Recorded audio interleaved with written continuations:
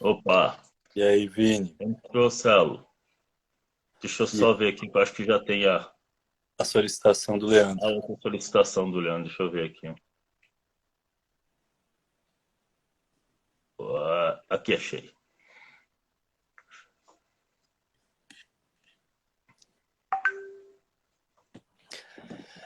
Gente, para quem está entrando agora, caiu a live duas vezes, a gente perdeu a introdução.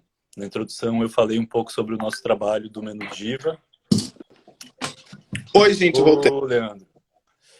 Cara, desculpa, agora também o Vini conseguiu entrar, então ele vai ser o host. Eu espero que não caia mais, eu acho que é culpa da minha conexão. Eu moro no meio do mato aqui, então tem dessas. Sem E problemas. só para dar uma geral para a galera que entrou agora, a gente caiu duas vezes a live, a gente perdeu uma introdução sobre o menu Diva e tal, que está em outras lives, não tem problema, e um pouco da história do Leandro, aí, como é que chegou até o Afropai, e agora o Leandro estava falando um pouco sobre a importância de um podcast, que no caso é o Afropai, sobre paternidade negra. E aí, Leandro, podemos seguir daí? Podemos. Eu não me lembro muito bem o que eu estava falando, não, mas vamos daí. Vai dar onde. Você tinha falado de uma primeira questão, né, que era é, a importância de se falar sobre famílias negras, né, que também são famílias estruturadas, que, enfim. E o segundo ponto, você estava falando um pouco de história mesmo, né, da Uhum. escravidão, como é que é a ação do Isso, isso, Estado, isso. enfim. Isso. Então, continuando a partir daí, né, a fundação da nossa República Brasileira, ela é em cima de um processo escravagista e tem o racismo enquanto estrutura fundacional. Isso não é uma bandeira, isso não pode ser uma bandeira ideológica. Isso não pode ser um posicionamento político que te coloca à esquerda ou à direita. Isso precisa ser dito. A sociedade brasileira, do ponto de vista histórico e do ponto de vista da formação política, ela veio em cima de um processo escravagista. E a gente precisa entender que isso é um problema para a sociedade. E caminhando um pouco mais, então, acho que eu estou me lembrando mais ou menos onde é que eu estava, guardadas essas devidas proporções da questão fundacional da sociedade brasileira, você tem um processo de apagamento das prováveis identidades de homens, mulheres ou quaisquer outras identificações de gênero que existissem de pessoas pretas ao longo da história. Então, existiam determinados lugares onde pessoas pretas poderiam ocupar. E esses locais que elas ocupavam eram sempre locais de pouquíssimo destaque, ninguém ligava, ninguém queria saber e assim por diante. E aí você tem a figura do homem, a figura do homem preto. E aí é algo que a gente entra para poder discutir com um pouco mais de tristeza no coração, e tem que ser feito assim mesmo, porque historicamente o homem preto no Brasil ele é visto como um burro de carga, alguém que somente trabalha e somente isso, não tem intelectualidade, não tem força de vontade, serve somente para satisfação de desejos de mulheres brancas, puro fetichismo e tudo mais, tudo isso. E ele pouco é visto enquanto um ser humano que tem sentimentos, tem sensações, pode gerar afeto, pode entregar amor e todas essas coisas. Assim como boa parte das pessoas pretas no Brasil. Então, o objetivo do Afropai acaba sendo muito esse, de tentar trazer essa com chave dentro da discussão de paternidade. Ih, peraí, que minha bateria está acabando. E, Agora sou eu. e o Marcelo caiu. Então, não, eu coloquei ele aqui. Exato. Então, vem durante todo esse processo a gente percebe que a paternidade preta ela se faz importante pelo fato de a gente ter a oportunidade de discutir uma realidade diferente daquela que é a realidade dominante de pessoas brancas, pai branco, mãe branca e tudo mais, que não discutem essas questões que são muito próprias de pessoas pretas com os seus filhos. Porque não é interessante, porque não é a realidade, porque não, por inúmeras razões. Né? Então a paternidade preta ela é importante na medida em que você e humanização é um processo contextual. A gente humaniza a pessoa neste contexto. É no contexto de 2021, é no contexto de 2020. É esse momento que a gente está vivendo que a gente humaniza a pessoa. Então, questões que dizem respeito a antes, ao que se entendia enquanto ser humano, a gente não pode trazer agora, como é o caso dos seres humanos, como é o caso de pessoas pretas serem tratados com completa ignorância, completa idiotice. Existia um processo de humanização também, mas eram pessoas burras. E agora a gente resgata um novo processo de humanização no qual essas pessoas são dotadas de inteligência, competentes, bonitas, tem cabelo, tem nariz, tem boca, valoriza todos esses traços que elas trazem. E quando a importância de se discutir paternidade preta, ela está primeiro na identificação do homem preto enquanto alguém que tem afeto, que pode compartilhar amor, carinho, atenção. Segundo, enquanto um ser humano que pode se ver enquanto um ser humano também, cheio de desejos, de raiva, de objetivos na vida, de sonhos a conquistar. E terceiro, de também participar e chamar a atenção muito, que a gente tem níveis de abandono parental muito grande a partir da população negra, e parte disso é justificado por uma violência do Estado, né? E parte disso, obviamente, é justificado pelo todo o processo do patriarcado, machismo e tudo mais. E então a gente tenta demonstrar para esses novos homens desse novo contexto, dessa nova conjuntura, que ser um pai preto é também uma possibilidade.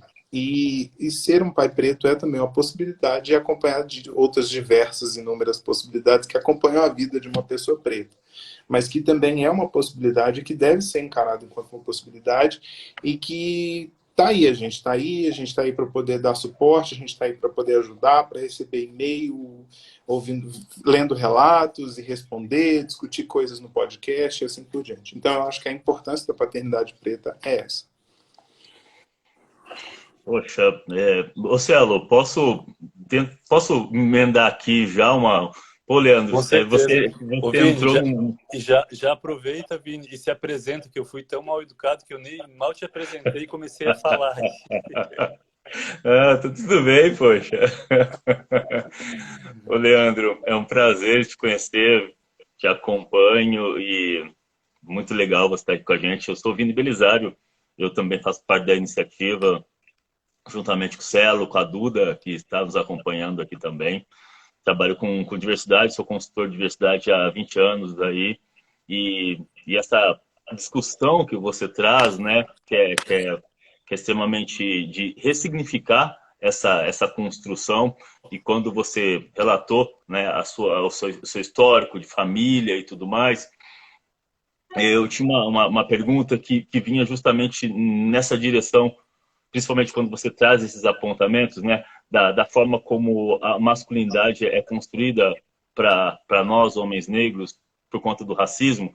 Então, de uma questão de sermos criados, de modo geral, né, grande maioria, nós somos criados de uma maneira mais rústica, para sermos mais agressivos, e até misóginos, dentro dessa lógica já da educação dos meninos do Brasil, né, do nosso país, da nossa cultura, mas que, para nós, tem um peso maior, tem uma carga maior, né? Então, essa discussão que vocês trazem é muito bacana.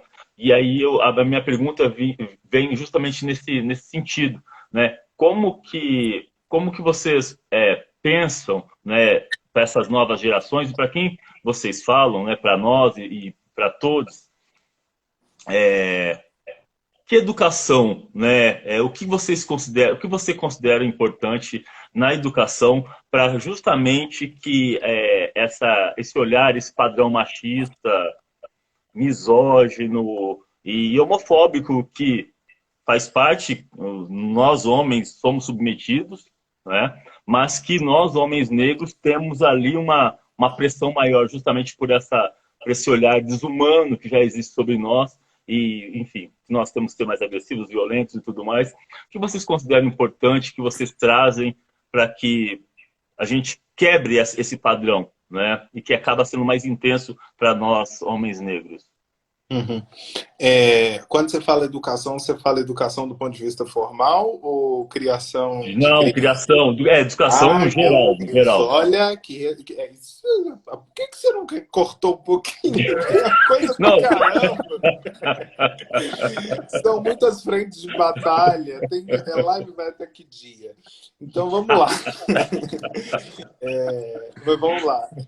Eu acho que, bom, se a gente for considerar primeiro do ponto de vista de criação, primeiro que a gente precisa reconhecer no Brasil essa realidade que não é uma questão de, como eu falei, uma questão de posição política ou ideológica. O racismo e o processo escravocrata está na fundamentação da sociedade brasileira. Ponto. Se a gente não consegue resolver isso a partir da ideia de políticas públicas, sejam elas afirmativas, para assegurar às pessoas pretas que elas também terão direitos que não lhes são direcionados, né? Porque a ideia de direitos ela vem muito de uma elite branca que pensa toda essa realidade.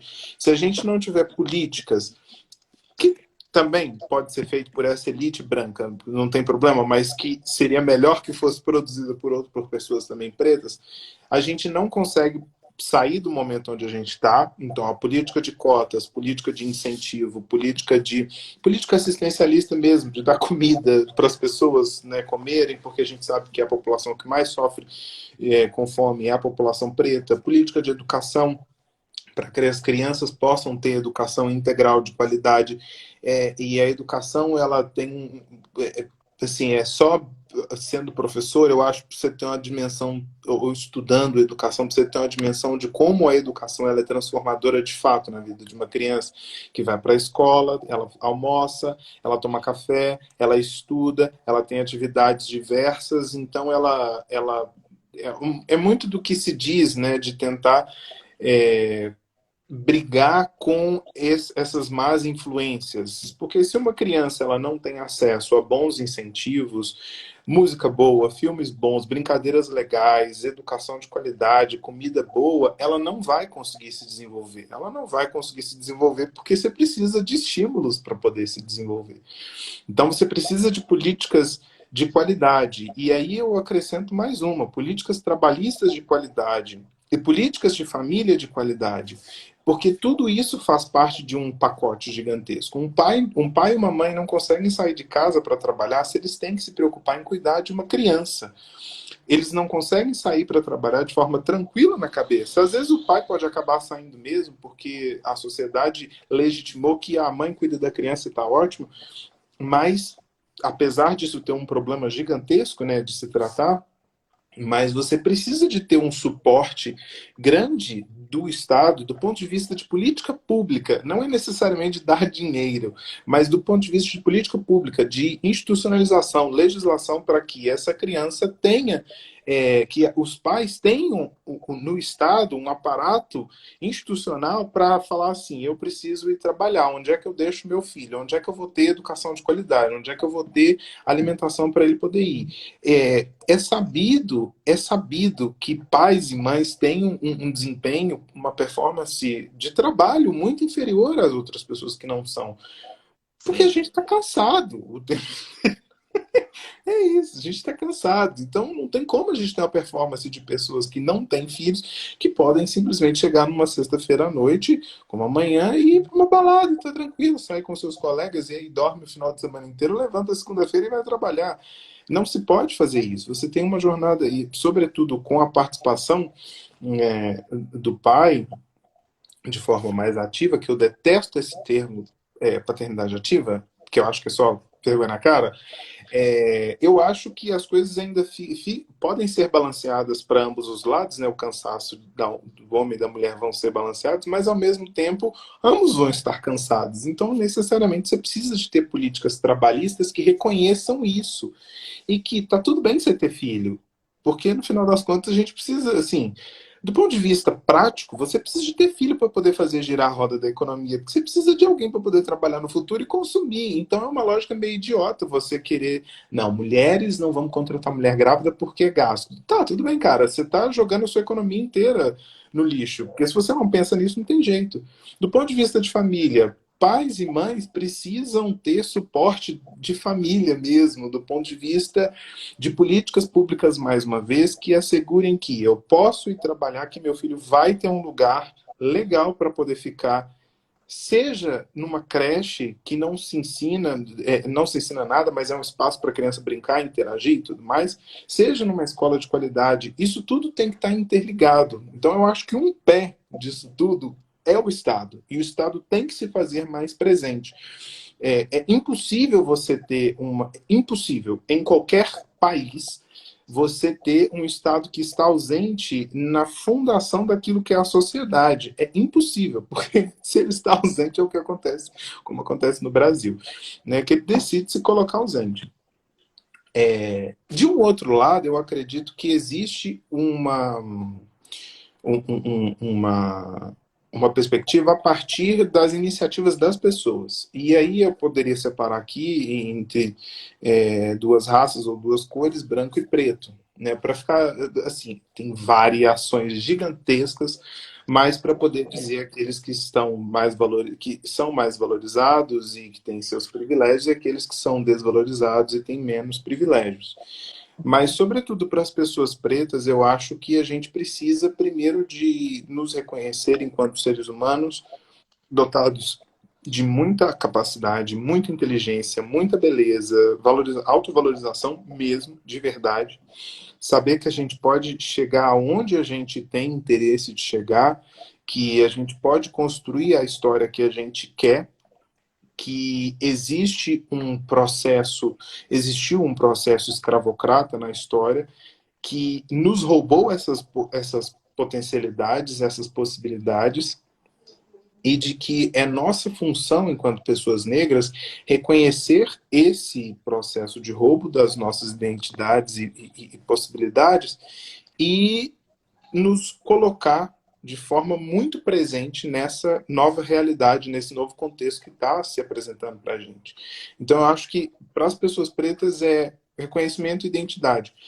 Se vai ser, e aí é uma discussão basicamente, no meu entendimento, basicamente ideológica. Se vai ser a partir de uma lógica africana, legal. Se vai ser a partir de uma lógica latina, legal. Se vai ser a partir de qualquer outra lógica que você queira, legal. Mas você precisa reconhecer a realidade que você está inserido. Você pode se dizer um negro em diáspora, você pode se dizer um negro latino. Ambas as realidades são possíveis, porque não existe preto, não existe somente um modelo único de gente preta. Né? Não existe isso, não existe. Algumas pessoas vão se identificar mais com símbolos africanos, outras vão se identificar mais com símbolos latinos mesmo, outras vão se identificar mais com símbolos, por exemplo, dos negros, do rapper da comunidade preta dos Estados Unidos, ou da comunidade preta que habita em Londres. Parece que eles não estão lá, né? Ninguém preto nasceu em Londres. Mas enfim, de todas, você pode se identificar, não tem problema. Cada uma essas são identidades legítimas, e está tudo bem pensar assim. Mas é importante reconhecer-se enquanto um ser humano que foi privado de oportunidades na sua vida.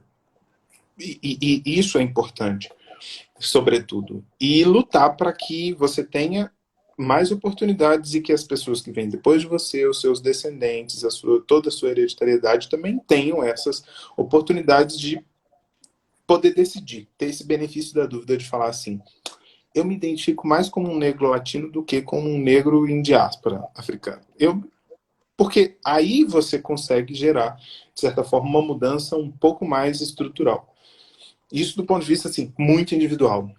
E para as pessoas brancas, para poder tentar finalizar, né? Porque é uma discussão que poderia ficar aqui durante horas e horas falando, mas para as pessoas brancas eu acho que primeiro passar a ouvir e interagir mais com pessoas pretas. Como se faz isso? Não sei, isso é um problema de vocês. Vocês criaram essa coisa chamada racismo e o separatismo. Então é uma função das pessoas brancas identificarem como vão fazer. Mas sobretudo, porque eu percebo, isso talvez já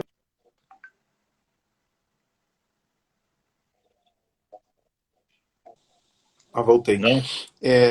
Isso já tem diminuído bastante, mas eu percebia que pessoas brancas não tinham contato, por exemplo, como artistas mainstream pretos. Eu tô falando de Beyoncé, eu não tô falando de, sei lá, Isa. Assim, eu tô falando de Beyoncé. A Isa é muito grande pro Brasil, mas a Beyoncé ela é a maior artista em 10 anos ao redor do mundo. Ah, você não ouve, você não gosta. Tá, você quer quebrar racismo a partir de quê? É você reconhecer que Viola Davis é tão boa como Meryl Streep.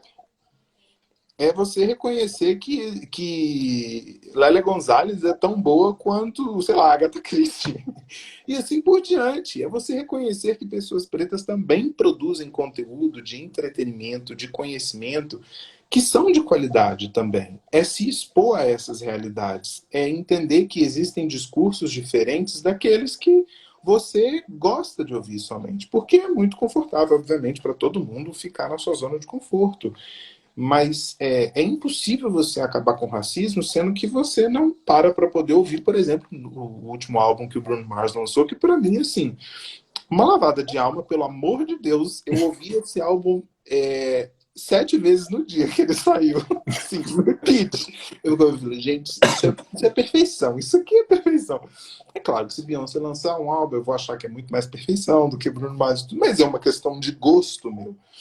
E são artistas extremamente mainstream. É você ouvir Glória Groove enquanto é uma artista drag que produz rap, que produz música boa. É você ouvir Pablo Vittar e assim por diante, ouvir Isa. E estar em contato com essa diferença, esse primeiro momento. Porque se você não está em contato com essa diferença, eu posso falar que assim, você tem que ensinar seu filho a ser antirracista. Não, não vai dar certo. Não vai dar certo. Porque você não consegue estar em contato com essa outra realidade, mesmo que seja de forma extremamente virtual, que essas é você ver um filme, ouvir uma música, ler um livro, você não vai conseguir pensar em alternativas antirracistas. Então é preciso mergulhar para depois voltar com alguma coisa do mergulho. Total. É sensacional, Leandro. Agora tu tocou numa questão que é meio que a alma desse projeto que a gente toca aqui no Instagram, né? Que é basicamente o que a gente faz é oferecer para as pessoas justamente essa oportunidade. A gente sabe, por exemplo, que a nossa audiência, a maior parte dela é branca, a grande maioria dela é composta por mulheres brancas, né? E a nossa oferta é justamente isso, assim, é música, é série, é filme, é livro, é artes visuais, agora nessa temporada tem brinquedo, é projetos, é podcasts, enfim, tudo produzido, protagonizado por pessoas que estão dentro do guarda-chuva do problema da vez da temporada, né? Então você pode acessar lá no nosso Instagram pelas guias, pode acessar pelos destaques e você vai ter lá o destaque é separado por linguagem, né? Se é livro, se é filme, se é série, e você vai ter lá uma infinidade de perfis do Instagram para seguir, por exemplo, né? Você tá, a discussão da semana é demarcação de terra, tem lá 50 perfis de pessoas indígenas importantes para você seguir e entender do ponto de vista de quem, né? E eu acho que tu chegou num ponto aí, que é, dando o exemplo da música, né? Que é fundamental, assim, eu acho, que é a gente sair dessas bolhas de consumo, mesmo o consumo entretenimento, que eu acho que o entretenimento ele é uma grande... É um grande começo para a gente furar essa bolha, né? Seja música, seja se gosta mais de filme, de série, se gosta mais de livro, enfim, mas ler autores que não são só autores brancos, né? Por exemplo, isso no meu caso com as minhas filhas, na música eu comecei com cantoras, elas começaram a questionar por que eu só ouvia música de homem.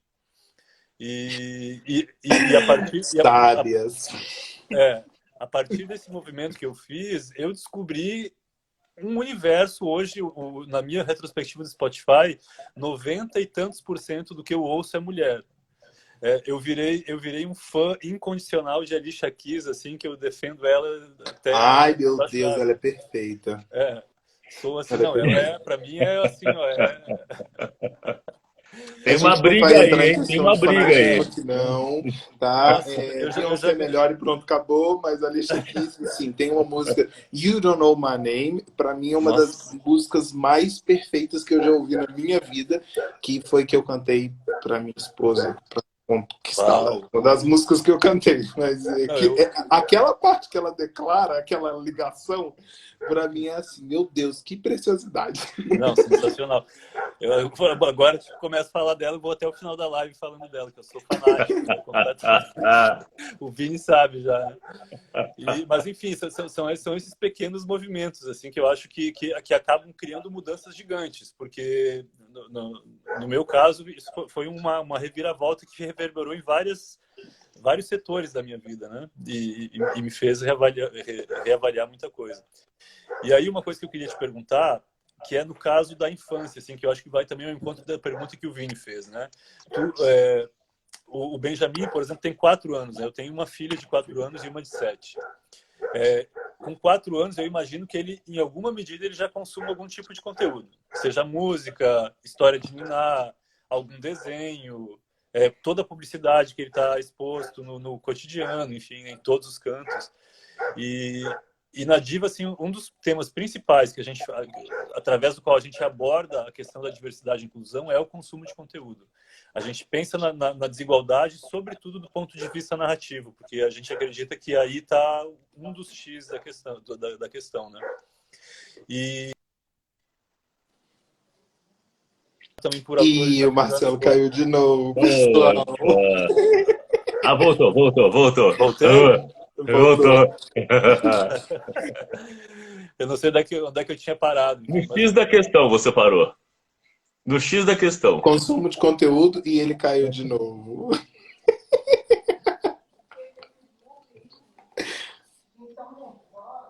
Será que ele volta?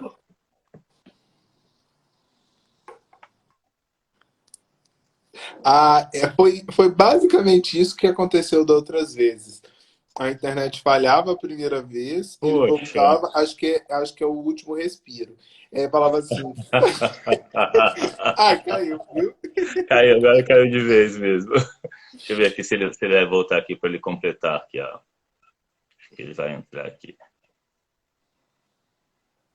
Ah, que coisa. Mas só enquanto ele está chegando aqui, quando eu estava retornando, hoje eu me encontrei com um amigo e aí ele comentou algo, né, que foi justamente o que você trouxe aqui quando você fala justamente sobre a questão de política também, né, de Estado e tudo mais. Ele tem uma garotinha, né, tá com 1 ano agora, vai completar 1 ano agora, e aí ele comentou, poxa, Vinícius, eu não tinha noção do quanto é importante creche, escola pública. Ele ainda não conseguiu a escola pública para a filha, e ele está pagando uma escola, né? E fala o valor, aquela coisa toda, aquele rebolado todo. E detalhe, estou falando de um homem branco que mora ali na Santa Cecília, né? Muito bem estruturado Santa em comparação ao Cecília. restante. É, E aí, ele fazia esse Japão a comentário e gente aí me chegou. entrou justamente nessa discussão. Se, né, ele falou assim, se para mim, né, eu tô fazendo essa reflexão agora, imagina para o restante da população que se para a gente coloca que está difícil, imagina para o restante da população. Então ele fala assim, hoje eu tenho noção do quanto é importante, do quanto impacta na nossa vida uma escola, né, enfim, de pública e tudo mais. Que é justamente isso que você traz, né? População com menos acesso, aí é obviamente que o impacto é muito maior e as pessoas não têm dimensão disso, né? Não, não tem. Não tem Mas é esse, ideia. Alon, Cara, voltei. Eu tô pensando, sabe no que eu tô pensando com essa internet? Eu vou botar uma faixa na cabeça, um colar de paz e amor, e assumir que eu sou um bicho grilo, e aí fica menos feio se a minha internet cai, entendeu? É uma boa estratégia, ao menos a É, gente pega pelo estereótipo mesmo. Tá isso, ótimo. exato. Deixa a Enfim, barbazinha crescer igual a mim. isso. A minha não cresce que nem a de vocês, assim, não dá, não tem jeito. Eu não sei onde é que eu parei, gente. Eu vi o Vini falando que eu parei no X da questão, né? Que é o consumo de Isso, conteúdo e tal, né? E acho que era consumo de conteúdo na infância e coisas assim, você estava Isso, isso. perguntando e bem, bem tal, é. bacana. E aí eu tava falando que esse problema que a gente chama na Diva de desequilíbrio de histórias, né? Que é o problema que deu origem à iniciativa, que é muito inspirado em autores africanos, né? Como a Chimamanda Adichie, como o Chinua Achebe, entre outros, assim, né? E esse problema ele afeta também as crianças. Foi o motivo da gente dar início a essa temporada, foi justamente esse, né? E aí eu queria saber como é que tu enxerga esse problema da representatividade no universo dos conteúdos infantis e como é que tu lida com isso com o Benjamin, no caso, né? Olha, na nossa época, assim, pessoas nascidas na década de 80 e 90 não existia. Do meu ponto de vista, eu posso dizer que eu era o Ranger preto e quando o Ranger vermelho se transformou o Ranger preto, eu era o Ranger vermelho. É isso. Depois chega um super choque e aí é isso, mas aí eu não gostava muito do super choque porque eu não gosto muito de poder de raio, eu não gosto. É uma opinião minha. Eu não gosto muito de usar poder de raio, tá? Mas eu entendo quem gosta, mas eu entendo. É... mas aí também eu já estava um pouco mais velho, não tinha tanta identificação, né, com o Super Choque. Apesar de gostar, apesar de acompanhar, eu via daquele jeito. Mas o objetivo, pelo menos com o Ben agora, tem sido sempre bombardeá-lo com oportunidades diferentes de refletir sobre as questões que cercam o mundo. Ele vai absorver no nível dele, da forma como ele pode, na discussão que ele pode. A última de Benjamin, quer dizer, são duas, eu vou contar duas. A última foi a do Turrilho. Então, eu vou falar Turrilho, ninguém sabe o que é Turrilho, mas vou contar a história. Nós estávamos brincando ali, uma coisa assim, meio. A gente estava brincando de Lego, tananana, aí falou não sei o que, vilão, vilão, vilão, e o Ben falou assim: eu não gosto do Turrilho. Quem é o Turrilho, meu filho? E aí ele foi contar o Turrilho, papai. Eu falei, o Turrilho. Ah, o Turrilho! Enfim, Turrilho foi o ditador da República Dominicana que mandou matar as irmãs Mirabel, as irmãs Borboleta. Meu Deus! E aí, onde é que a gente chega? Andando no carro, eu indo levar bem para a escola, né? Botei Histórias de Ninar para Garotas Rebeldes. E a gente já ouviu um monte, assim. Tem umas que eu falo assim, oh meu Deus, mudou aqui, que eu tenho que mudar rápido, porque aparece assim do nada. Sei lá, aí foi assassinato, arrancou a cabeça, não sei o quê. Porque tem coisas, histórias terríveis que aconteceram, né? Com as pessoas.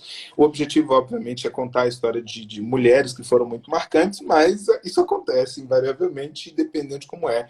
Tem uma curadoria do pai, tem que ter tudo que a criança consome, tem que ter curadoria de pai, né? E a gente tem que estar muito orientado para saber qual que é o tipo de curadoria que a gente vai colocar. E ele falou, eu não gosto do Turrilho. O Turrilho foi o ditador durante a década de mais ou menos... Durante as ditaduras que aconteceram na América Latina, né, 70, 60, 70, ele mandou assassinar as irmãs Mirabel, as três, e somente sobrou uma, acho que era a Dedé que sobrou. Mas a gente ouviu a história toda de como elas lutaram para garantir que existisse liberdade, possibilidades para as pessoas, que acabasse com o regime totalitário do Turrilho. Toda essa história dura 20 minutos, e nos últimos 2 minutos a história conta que o Turrilho mandou matar. E aí, tipo assim, aí eu falei, já passou. Porque assim, mandar matar é uma expressão pesadíssima, né? E aí já passou, acabou a história e tudo mais. E aí eu fiquei meio sem saber como reagir. Então ele é exposto a histórias diferentes, a histórias com protagonismo feminino, com protagonismo de diversas, assim, de qualquer coisa. Tem as que ele gosta, tem as que ele não gosta. Agora ele tá numa onda super Ada Batista cientista. Ele tá adorando a da Batista, que é uma menina cientista preta, onde eles estipulam, assim, é perfeito. Eu que sou cientista, pesquisador mesmo, adoro, acho aquilo um primor, que é, ela identifica um problema, ela desenvolve uma hipótese, ela testa a hipótese do ponto de vista científico e oferece uma resposta É fantástico. sobre um problema. E eu adoro isso. Eu acho construção de senso crítico, né, de raciocínio crítico, eu acho que é uma coisa que tem muito em falta no mundo. No Brasil a gente tem maior quantidade, mas tem muito no mundo, né? E todo esse processo é construído em cima de uma brincadeira de ciências que precisa acontecer, um problema que eles verificaram que é um problema extremamente da idade deles. Como é que a água cai no copo? Será que a gente faz? Como é que a gente faz uma, uma ferramenta para espantar os mosquitos que estão atrapalhando no dia, coisas assim, né? E ele está muito nesse momento, ele está muito na Ada Batista cientista, mas ele já esteve muito no Mortal Magic, já esteve muito no Pokémon, na nova versão, porque a versão antiga era ruim, muito mal feita e ruim. Ele já esteve muito no Pokémon, então são variadas possibilidades que a gente apresenta para ele. Né? Eu não me incomodo de apresentar anime para o meu filho, porque existe um anime dedicado para a idade dele e que está tudo bem. Mas também é uma outra oportunidade de ele ver uma outra cultura, né? Um outro tipo de traço. E a minha pergunta é qual é o teu poder favorito? Particularmente, eu gosto de poderes de água. Particularmente. Gelo, congelamento e água. Mas isso aí é uma questão minha mesmo, sabe? Sou super da Sonserina, eu sei que lá a gente não usa muito a água, mas é isso. E aí, continuando então uma conversa aqui séria, eu não queria ter falado isso, para mim é muito privado isso, sabe? Mas tudo bem. E aí, então, o que acontece? E o que acontece? A última história foi, a gente estava deitado lendo, o meu amigo deu para o Ben um livro chamado Bukala, onde todos os personagens são basicamente a alternância dessas 3 sílabas, Bukala. Né? Então tem Cabula, Labuca, Bukala. E tem uma parte onde tem conta a história dos homens brancos que eles separavam as crianças pretas da sua família e faziam muitas maldades, perseguiam, não deixavam eles brincar e tudo mais. Então tem toda uma identificação do que acontecia, né, durante o período escravocrata. Numa leitura de uma criança, obviamente consegue compreender. E aí, quando a gente foi para a parte da Bucala, o Ben começou a chorar e falou assim: papai, eu não estou gostando disso que está acontecendo com ela. Isso não pode estar acontecendo. Ela não pode ser separada dos pais. Ela tem que brincar, ela tem que se divertir. Eu não quero que os homens brancos malvados venham atrás de mim também. Eu falei, mas por que você não quer que eles vão atrás de você, meu amor? É porque eu também sou preto igual a ela. E eu não quero ter que sofrer com isso. Eu falei assim. Aí eu abracei, aí eu já estava em lágrimas, porque foi a primeira vez que ele teve a identificação, né, racial. E foi um processo dele mesmo. Ele viu no livro e falou, ó, parecida comigo. E eu abracei ele, eu já estava chorando, e eu falei assim, não, meu amor, você pode ter certeza que nós dois estamos juntos nisso. Nós dois vamos conseguir passar por isso. E, é basicamente isso. No tempo da criança, no momento em que ela se sentir confiante, se ela estiver sendo exposta a essas questões, ela vai reagir. É normal e natural. É por isso que eu disse que para os adultos, se você não tem contato com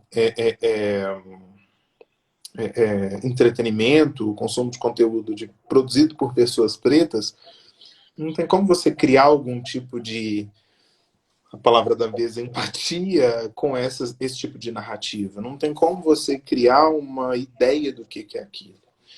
Então, para o meu filho é assim. A gente sempre tem um processo de curadoria, obviamente, né? Eu não vou botar Mississippi em Chamas para o meu filho assistir, não vou botar Marighella para o meu filho assistir, porque não precisa.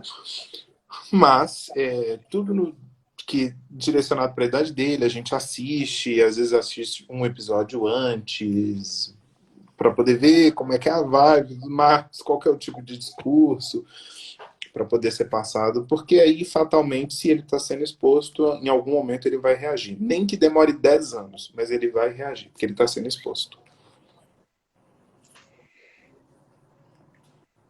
Tô sem áudio aqui.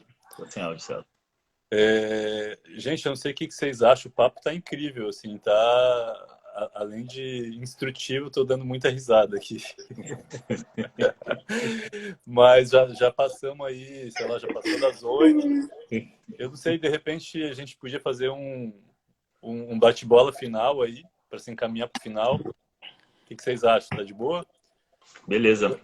Aguenta mais uma pergunta aí, Leandro? Aguento. Só para poder complementar, Duda, o meu personagem preferido do Mortal Kombat é o Sub-Zero. Só para deixar bem explícito, tá? Gelo e água, tá bom? E minha máscara é azul, com o formato de máscara do Sub-Zero, entendeu? Tem todo um processo. Eu não queria ter que falar essas coisas, não. Tive de falar no final das contas. É muito pessoal minha. Mas no caso do Sub-Zero já é uma personagem mais bacana, assim, né? Na minha época, eu até gostava dos Super Amigos, porque eles eram latinos, né? Eles eram diferentes, mas eu achava o poder do Zan horrível, aquele só dava cubo de gelo, balde d'água, então eu fiquei com um pouco de ranço com essa coisa da água. O Sub-Zero já é uma geração à frente, e aí meio que deu uma ressignificada do negócio da água, mas a minha geração era o Zan, que só salvava porque ele era latino, e aí pô, eu achava legal. Mas virar balde de água era um porre pra mim. Eu falava, putz.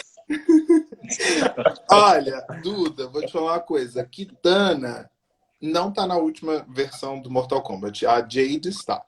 Então, não, a Kitana tá sim. Mentira, não tá, é a Milena. É verdade. A Milena não tá. A Kitana está. Eu também gosto da Kitana. Apesar deles terem... olha, eu não quero falar sobre jogos aqui, sabe? Mas eu tô tão decepcionado com essa última versão. Porque eles acabaram com o Scorpion Sub-Zero, cara. O que vamos fazer agora? Mas tá bom, paciência. É isso. Não era pra tocar nesse assunto, sabe? Eu fico muito tocado com isso. Cara, eu adoro cultura pop. Eu adoro cultura pop. E o episódio que sai amanhã no Afropai é sobre cultura pop. Quem tiver a oportunidade de ouvir, ouça com um caderninho. Porque somos eu e o Anderson e o Caio falando assim. Gente, a gente faz conexões entre Tempestade, Jay-Z e Rihanna que vocês não conseguem imaginar. Tempestade ninguém consegue imaginar. Então é assim, a vida, sabe? Mas vamos lá, desculpa. Desculpa nada. Um parênteses gigante. Vou ter que ouvir esse episódio, certeza. Fiquei curioso agora com essa conexão. Muito. Eu não sei, Vini, você quer perguntar alguma coisa? Eu tenho uma pergunta aqui, não sei, mas se tiver uma aí, tá... Não, pode mandar então, Celo, pode mandar, sim. Mando. Então, eu fiquei pensando aqui, Leandro, eu sou pai de 2 meninas, né? E tu é pai de menino. Acho que talvez seja uma pergunta genérica, mas para a gente fazer um final apoteótico aí, né? Então, o meu foco no caso das meninas é criar mulheres que vão ser empoderadas, que saibam ser respeitadas, que saibam respeitar também, né? Que respeitem e sejam respeitadas. Mas criar um homem, eu sempre fico pensando nisso, nas amigas e amigos que têm filhos homens, é diferente, né? E, não sei, eventualmente... A gente quer a mesma coisa para os filhos e filhas, mas, né, que é levar a um lugar de realização, etc. Mas assim, o caminho para chegar lá para um menino e para uma menina é diferente. E aí eu queria que você falasse um pouco o que você acredita que é fundamental para o Benjamin entender sobre ser homem e ser negro, para que ele respeite e seja respeitado quando ele crescer. Uhum. Do ponto de vista de ser homem, eu diria assim, ele nasceu enquanto homem, né? E aí eu acho que é importante dizer, o meu filho está num processo de construção da identidade e vai demorar um bom tempo, porque para ninguém encerra a construção da identidade E aí eu acho que do ponto de vista de ser homem, eu acho que é um processo que ele vai chegar a se entender, né? Se ele se entender assim. Mas meu filho, por exemplo, você viu no Instagram, a gente tem uma tradição de dança em família, sabe? Que é uma coisa. Eu não queria falar muito sobre isso também, porque é outra coisa que eu adoro, né? Adoro dança, sou E manda apaixonado bem por demais, hein, mano? dança. Obrigado, muito tempo de treinamento, então, Imagino. consequentemente, né? Balé, dança de salão, danças urbanas, isso passei uma vida, uma história, uma parte da história da minha vida fazendo essas coisas. E meu filho tem acesso a essas coisas também. Então eu acho que, naturalmente, quando eu exponho meu filho a esses contraditórios que são ditos enquanto não devem fazer parte do universo dito masculino, porque, né, a gente aglutina aí as identidades, as 9 bilhões de identidades que existem ao redor do mundo em mais ou menos 20 possibilidades, né? Bi, trans, homo, hétero, branco, preto, homem, mulher e assim por diante, a gente vai aglutinando tudo isso, né? A gente consegue aí aglutinar em torno de umas 20, 30 possibilidades de categorização de identidade. Mas eu acho que a construção identitária é algo dele e algo de todas as pessoas que estão aqui nos assistindo, né? Um amigo meu falou assim para mim outro dia assim, não sei mais se eu sou hétero.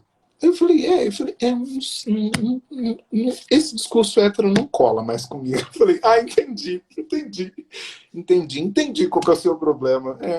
Às vezes não cola mesmo mais não, porque é muito cansativo, né? É o discurso de reafirmação o tempo inteiro. Então eu acho que essa ideia de ofertar ao meu filho a oportunidade de pensar o contraditório, né? O meu filho resolveu uma das questões que eu fui até a escola, que eu fui conversar com a professora, foi porque o Ben chegou em casa dizendo que ele não ia dançar a música Frozen. Isso para mim é uma afronta. Você não disse que você não vai dançar a música da Frozen. Você não disse que você não vai dançar a música da Moana. Você dança, entendeu? É assim que funciona. Você dança. Porque são músicas lindas, perfeitas. É a Idina Menzel quem performa a, a Elsa, e esqueci o nome da outra menina, que performa a da Moana. Então são artistas fantásticos. Você tem que dançar porque você tem que reconhecer que isso é bom. E ele falou isso aqui, e aí eu falei, nossa, então eu preciso ir até a escola conversar e tudo mais, ver o que é que está acontecendo. E eu fui lá e eu descobri que quem faz balé são somente as meninas. Oh, que choque. E meu filho queria fazer balé, porque ele vive num mundo onde ele está exposto à dança. E balé para ele é dança. Não é uma dança categorizada enquanto uma dança de homem ou de mulher. É uma dança. E ele estava muito triste. Eu fui lá, conversei, e aí eu entendi o que é que tinha acontecido, né? Porque como professor a gente chega falando assim, olha, a criança inventa cada coisa, né, né, querida?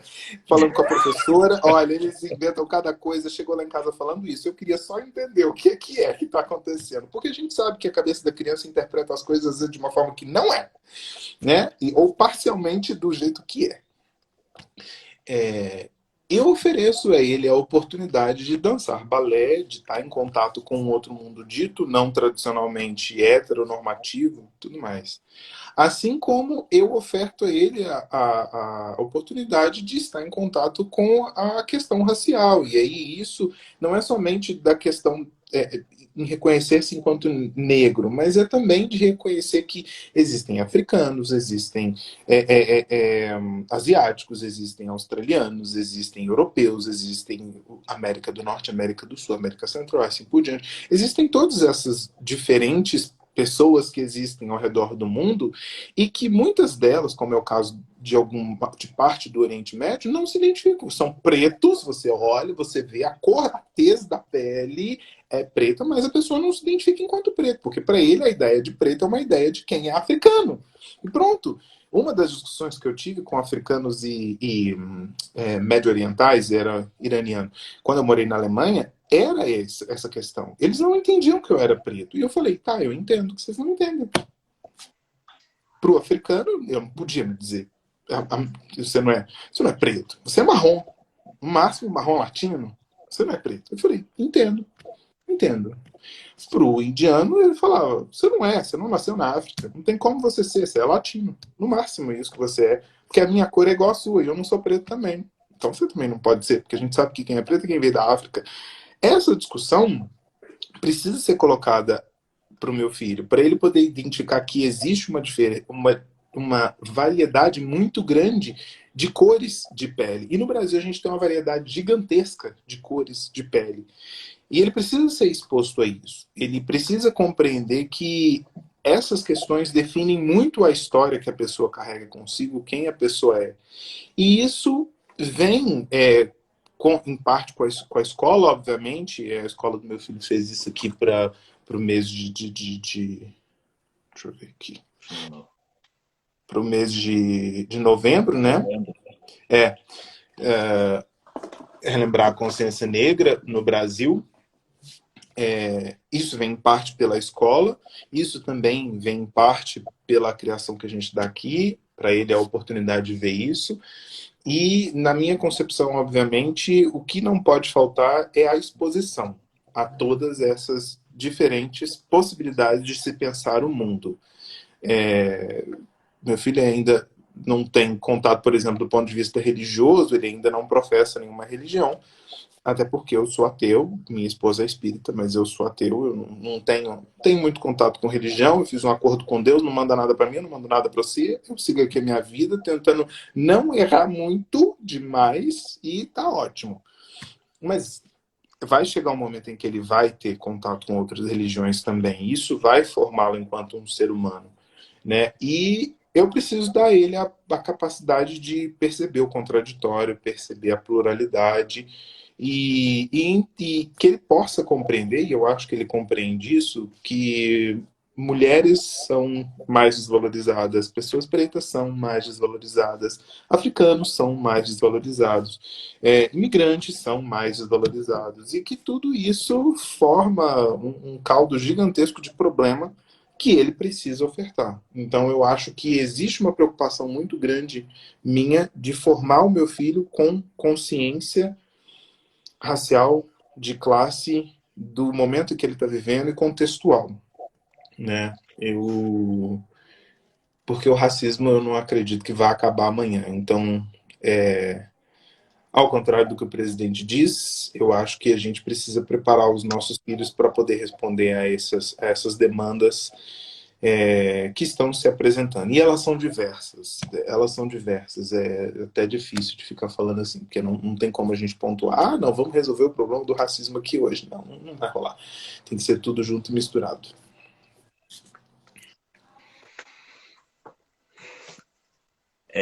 Daria... Ô, Celo, tá no mudo. Pode falar, Vini. Não, eu ia falar aqui que isso daqui, só essa temática aí daria mais algumas dezenas de lives aqui, né? Total, total.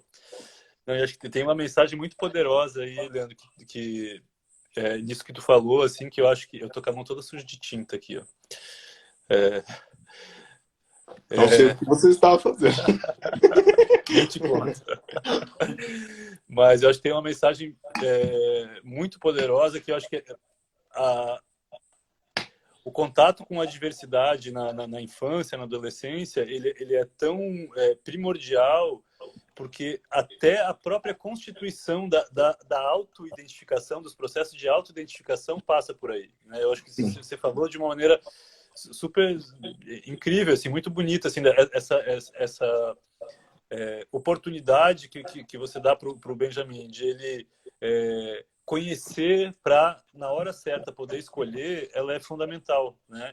E eu acho que a falta dessas oportunidades tem causado uma infinidade de traumas nas nossas gerações, né? São gerações...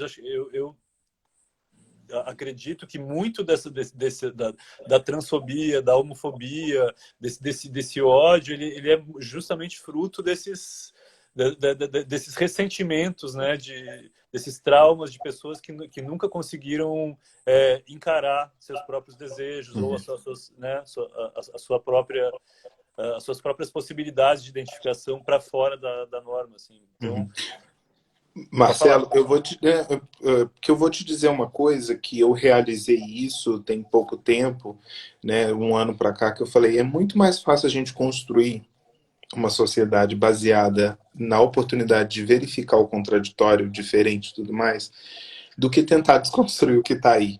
Porque é progressivo. As pessoas mais velhas vão morrer. Não tem jeito. Né? Em algum momento elas vão morrer. E a gente precisa fazer um esforço de que, na medida em que as pessoas mais velhas, e isso eu me incluo também, incluo vocês, na medida em que a gente for morrendo, que vai morrendo uma mentalidade que não faz parte do momento em que a gente está vivendo. Que a gente construa nas nossas crianças, nesse momento, a oportunidade de ver o mundo de uma forma contraditória. E que tá tudo bem ver o mundo de uma forma contraditória, porque ele é assim. Né? Ele é assim. E eu acho mais fácil dar oportunidade a ele de refletir sobre essas questões do que de tentar bater cabeça, sei lá, com meia dúzia de velho branco que acha que o Brasil estava sob ameaça de um comando comunista, sabe? Não dou conta, não tem. Professor ainda de política internacional, eu não dou conta, cara, não dou conta, não tenho saúde mais para isso. Eu tô igual o professor lá, sei lá, saiu um meme desse aí, um professor de, sei lá, emérito de não sei o que da CAPES com doutorado, pós-doc, na puta que pariu, fora do Brasil, e o cara foi falar dele de mudanças climáticas, ele falou, teu cu é isso, sabe? A gente tá muito cansado. A gente tá muito cansado mesmo, porque cansa. Primeiro porque é a nossa vida, sabe? Falar sobre política para mim é uma coisa que eu faço todo dia, dou aula sobre isso. Eu falo isso todo dia. É mais fácil eu construir para os meus alunos uma perspectiva diferente, construir para o meu filho uma perspectiva diferente, do que tentar bater boca com gente que não quer ouvir o contraditório. E aí eu perco meu tempo e minha energia. E assim, coragem é uma coisa que a gente tem que saber o momento de usar, porque é escasso, né? Nem sempre a gente tem coragem de fazer as coisas. Então, eu prefiro ter mais coragem de construir um mundo diferente, né, nas minhas possibilidades, do que tentar desconstruir. E dá muito trabalho, gera muito mais drama. Demais, Leandro. Sem palavras, assim, olha, muita coisa incrível sair daqui hoje dessa conversa. Saio super contemplado, super realizado, que teve muito aprendizado e muita risada boa aí. Não, eu tô aqui agora só esperando amanhã, porque você tá falando aqui, a minha cabeça tá pensando no Jay-Z, na Rihanna e na Storm. Eu não consegui fazer associação nenhuma, a não ser uma tempestade e a Rihanna com a umbrella dela. Só isso que eu consegui pensar. Eu preciso amanhã acompanhar vocês, eu preciso. Foi o tipo de episódio quando acabou, o Diego falou assim, eu não falei nada porque eu não sabia do que vocês estavam falando. Eu falei, como assim você não sabia? É cultura pop. Ele falou assim, gente, eu não acompanho desse jeito, não. Foi literalmente metralhadora de referência. A gente mandou uma referência atrás da outra. Foi uma coisa louca. Mas foi um episódio maravilhoso. É ótimo para dar bastante risada. Não, vamos ouvir com certeza. Ô, Gente, Leandro, obrigado, cara, assim, ó, demais. Adorei, assim, foi divertido e revelador, assim, vários níveis aí. Eu não queria ter dito, por exemplo, que não gostava de Poder de Raio, mas eu tive que falar. Essa foi uma das principais revelações, tá? Essa de fato foi. De fato foi. Por exemplo, que eu sou da Casa Sonserina, eu vim de verde com esse objetivo também, entendeu? De dominação mundial. Mas enfim, para mim também foi ótimo também. Eu gosto assim, eu adoro fazer live, eu adoro conversar com as pessoas, eu falo pra caramba. Eu sou professor e sou podcaster, então assim, se me deixar eu vou falando. Gostei bastante do convite, espero que eu tenha contribuído demais. Legal mesmo para poder repensar a forma como a gente vê o mundo e tudo mais, e dar oportunidade às pessoas de verem algo diferente, refletirem e assim por diante. Muito obrigado mesmo pelo convite. Maravilhoso. A gente que agradece. Foi demais. Foi demais. Boa noite, então, gente. Ó, eu vou sair antes que eu caia, mais uma vez, tá? Tchau. Um abraço. Obrigado, Manda Tchelo. ambulância caso ele caia de verdade. Ai, foi péssimo, péssimo. Tchau. Tchau, tchau. Tchau, tchau. Gente, muitíssimo obrigado. Então, uma ótima noite para vocês, um ótimo dia para quem acompanhar depois. Agradecemos, acompanha a Diva, acompanha as nossas temporadas e vamos nos falando. Beijo grande.